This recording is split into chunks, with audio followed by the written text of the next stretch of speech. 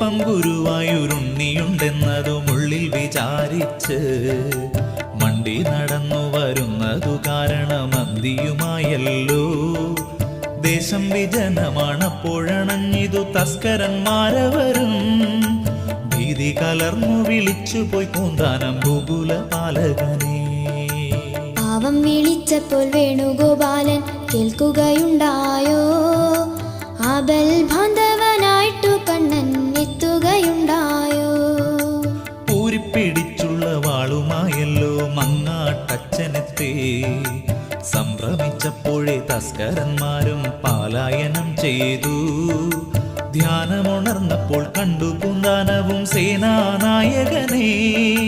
സമ്മാനമായിട്ടു മോതിരമൊന്നതും നൽകിയല്ലോ പാവം.